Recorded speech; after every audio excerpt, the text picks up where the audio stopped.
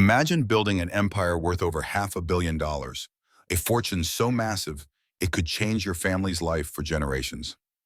Now imagine choosing not to leave it to your only child. That's the real-life story of Simon Cowell, the man known for creating stars, dominating global television, and speaking his mind without hesitation. Behind the sarcasm and sound bites, Cowell has built an entertainment machine worth an estimated $600 million. From American Idol to Britain's Got Talent, his name is synonymous with global success, luxury, and ruthless ambition. But beneath the glitz and glamour lies a decision that has shocked even his closest fans. Simon has publicly stated that his son, Eric, will not inherit his fortune, not 1 cent. And the reasons why? They go far deeper than money. This isn't just a story about wealth. It's about values, philosophy, legacy, and a conflict between belief and blood that could tear any family apart. Is this the ultimate lesson in self-made success, or the coldest move a father could make? The truth behind Simon Cowell's decision is more complicated than you think, and it starts long before the private jets, the supercars, and the Malibu mansions. Long before the mansions and million-dollar contracts, Simon Cowell was broke and dangerously close to disappearing from the industry he would later redefine. In the early 1980s, Simon took his first shot at the music business. He co-founded E&S Music and later Fanfare Records, hoping to carve out a space in a ruthless industry. For a moment, it looked like things were working. In 1986, he scored a hit with Sunita's So Macho. But just 3 years later, everything collapsed. The company went bust. Simon was £500,000 in debt, his Porsche repossessed, and he had to do something he never thought he would: move back in with his parents. It was a humiliating fall, but it was also the beginning of something bigger. Simon clawed his way back by working with BMG, a major label that gave him a second chance. There he launched S Records, and his first real breakthrough came not from a pop star, but 2 TV actors, Robson and Jerome, who covered Unchained Melody. It hit #1 in the UK and stayed there for 7 straight weeks, selling millions. That moment, Simon said, was when he earned his first million. Then came boy bands like Five and Westlife, each one handpicked and polished by Cowell's commercial instincts. He had a gift, not just for spotting talent, but for knowing what sells. But even that success was just a preview. In 2001, Simon joined Pop Idol in the UK. The next year, he crossed the Atlantic to join American Idol, and everything changed. His brutally honest critiques, rolled eyes, and savage one-liners made him infamous overnight. Audiences loved him, contestants feared him, and executives, they paid him. At first, $8 million per season. But by 2008, that number jumped to $36 million. At one point, he was even offered $45 million per season, but turned it down. Why? Because Simon had a bigger plan. He didn't just want to judge shows, he wanted to own them. And that's exactly what he did. Simon Cowell wasn't satisfied being just a face on screen. He wanted to be the one pulling the strings behind it. In 2004, he launched The X Factor, a show that would reshape global pop culture and give birth to artists like Leona Lewis, One Direction, and Little Mix. Then came the juggernaut, the Got Talent franchise. From Britain's Got Talent to America's Got Talent and beyond. These shows weren't just hits, they were global empires. At the center of it all, Cowell, producing, judging, and making millions. For just 1 year of The X Factor, he reportedly earned $75 million. In 2013, Forbes listed his annual income at a jaw-dropping $95 million, and that wasn't even his peak. But while the public saw him as a TV genius, those inside the industry knew this was also a man playing chess while others played checkers. Cowell understood something others missed. The real power wasn't in talent or even ratings. It was in ownership. That's why he created Psycho Entertainment, his own company to produce shows, manage artists, and control intellectual property. In 2005, he struck a deal with Sony Music, who bought into Psycho and helped him scale globally. Together, they launched superstars and dominated primetime TV across continents. But in 2020, Simon made a quiet but seismic move. He bought Sony's entire stake back. Now he owned 100% of the Got Talent and X Factor franchises. Total control, total freedom. Sony kept the music label, but Simon kept the gold mine, the TV properties. And just like that, Cowell repositioned himself. No longer just the man on the panel, but the man behind the curtain. He didn't just want fame, he wanted control. And he got it. But while his business moves were sharper than ever, his personal life was about to take center stage, in a way no one expected. By the time Simon Cowell had secured full control over his entertainment empire, his lifestyle had become just as headline-worthy as his career. Let's start with the homes. For years, Simon lived in a stunning mansion in Holland Park, London, valued at £45 million. But the dream home came with a dark side. After a string of terrifying incidents, including a burglar stealing jewelry and passports while his family slept, and a woman breaking into his bathroom with a brick, Simon had enough. Despite spending £500,000 on security, he no longer felt safe. So in 2023, he walked away from the London elite and moved his family to the quiet English countryside. But that was just one address in a portfolio of jaw-dropping real estate. His main base? A breathtaking Malibu oceanfront mansion, estimated between $24 and $32 million. Wide open views of the Pacific, a private tennis court, luxury cars lined up in the driveway. It's a slice of California perfection that screams power, privacy, and success. Then there's Barbados, where Simon often retreats for Christmas. He's been known to stay at Cove Spring House, a 10-bedroom beachfront villa with a private beach, a 75-foot pool, a home cinema, and a fully equipped gym, where he reportedly donated his own luxury fitness gear. The estate was listed at nearly $25 million, and while it's unclear if he owns it outright, one thing's for sure. He's planted deep roots on the island and came close to purchasing a place there. And then there are the cars. Cowell's garage is a collector's dream, filled with rare, powerful, and jaw-droppingly expensive machines. The crown jewel? A Bugatti Veyron, worth over $1 million, capable of hitting 250 mph. Then there's the Rolls-Royce Phantom, a car that whispers luxury and authority, valued at $500,000. He also owns a Ghost, a Silver Cloud 3, and not one but multiple Ferraris, including a California, a 360, an F430, and a 458 Italia. Add to that Bentleys, Jaguars, a Lamborghini Urus, an Aston Martin, and even a Tesla Model S. His total car collection? Estimated at $1.3 million, and counting. But here's the twist.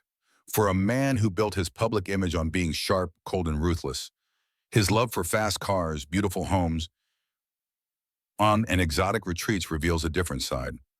One driven not just by wealth, but by pleasure, enjoyment, experience, and maybe by a desire to control the world around him, the same way he's controlled everything else. But there's one thing Simon Cowell can't control. What happens to that empire when he's gone? And that's where the story takes a truly shocking turn. For someone who built his life around success, you'd think Simon Cowell would be eager to pass it all on to his only son. But in a move that stunned fans and insiders alike, Simon publicly declared, Eric will inherit nothing. Not the cars, not the homes, not the empire, nothing. Instead, Simon plans to give his fortune, estimated at $600 million, to charity. And he didn't say it in passing. He doubled down in interviews telling Esquire magazine, I don't believe in passing money from one generation to another. He insists that wealth should be earned, not handed down. That the real legacy isn't money, it's opportunity, values, and education. To some, it sounds noble. To others, it sounds cold. Because since the birth of his son Eric in 2014, Simon has spoken openly about how fatherhood completely changed him. He described being obsessed the moment he saw the ultrasound. Lauren Silverman, Eric's mother, said Simon began seeing life differently, choosing family time over meetings, and becoming far more emotional. He's even admitted that every decision he makes now starts with Eric. So why not this one?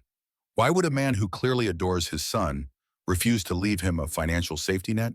That's the paradox and the pain at the center of this story. Some believe he's bluffing, that when the time comes, Simon will quietly revise his will and ensure Eric is taken care of.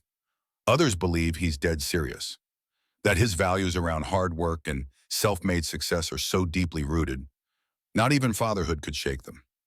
Whatever the truth is, one thing's clear. This isn't about the money. It's about what money means. And Simon Cowell's definition might just leave his family in tears. Simon Cowell has always stood by his words, sharp, blunt, and rarely sugar-coated. So when he says he won't leave a dime to his son, many take it at face value. But behind the tough exterior is a man who's been visibly transformed by fatherhood. Before Eric was born, Simon openly admitted he never wanted kids. He said it just wasn't in his plan. Then suddenly everything changed. After seeing Eric's scan for the first time, he said he was literally obsessed. Friends described him as softer, more emotional. His partner, Lauren Silverman, revealed that Simon's entire worldview shifted. The man, once consumed by ratings and contracts, started skipping meetings just to spend time with his son. So here's the contradiction. If Eric changed his life so deeply, could he really follow through with leaving him nothing? Some fans and insiders think Simon's original statement about giving his fortune to kids and dogs was made before he truly understood what it meant to be a father. Others believe it was a public posture, a message about values, not a literal blueprint. And that's where the emotional tension lies. Simon has always believed in earning your place. He worked for his fortune, clawed back from bankruptcy, rejection, and ridicule. So maybe he fears that handing over millions would take away the very hunger that made him who he is. But what if Eric doesn't need the empire? Just the opportunity to build his own? Could Simon's definition of no inheritance actually mean no shortcuts, rather than no support? Or is he sticking to principle, even if it means leaving behind a son who might never fully understand why? The truth is, no one knows. Simon hasn't confirmed whether he's updated his will since Eric's birth, and that silence only deepens the mystery. Because behind the fast cars, the fame, and the fortune, Simon Cowell is facing a deeply human question. What does a legacy really look like? And does being a father change the answer? If Simon Cowell doesn't leave his fortune to his son, where does it go? The answer is both surprising and deeply personal. Simon has made it clear his legacy won't be measured in luxury cars or inherited estates. Instead, he wants his fortune, estimated at $600 million, to help those who need it most. Over the years, he's quietly become one of the UK's most committed celebrity philanthropists. Not for the cameras, not for applause, but because he believes in it. He's a vice president of Shooting Star Children's Hospices, a patron of Together for Short Lives, and a dedicated supporter of the Katie Piper Foundation, which helps survivors of burns and disfigurement rebuild their lives. He's donated to animal shelters, including Battersea Dogs and Cats Home, the RSPCA, and PETA. He's even an ambassador for Great Ormond Street Hospital, one of the most respected children's hospitals in the world. During times of crisis, Simon steps up. After the 2010 Haiti earthquake, he helped raise significant funds for disaster victims. In Barbados, where he often vacations, he supported Hope Sanctuary, a rescue center for abused and abandoned animals. He's even backed Help for Heroes, supporting injured military veterans. This isn't just charity, it's intentional giving, focused on vulnerable children, abused animals, and forgotten communities. And it reflects something deeper, a belief that wealth should be used, not hoarded. Some critics have called his stance on inheritance harsh, but to Simon, giving it all away isn't about rejection. It's about responsibility. He's seen what wealth without purpose can do. He's worked with stars who burned out fast. He's witnessed egos spiral when money replaced meaning. He wants none of that for Eric. And maybe by giving his fortune to the causes that matter most, Simon believes he's setting a more powerful example. One of impact, not indulgence. But here's the real question. Can that kind of legacy ever replace a father's gift to his own child? And is it possible to do both without compromising either? For a man who built his legacy on being sharp, unshakable, and in control, Simon Cowell has faced moments where none of that mattered. In 2010, he fainted at his London home and tumbled down a flight of stairs.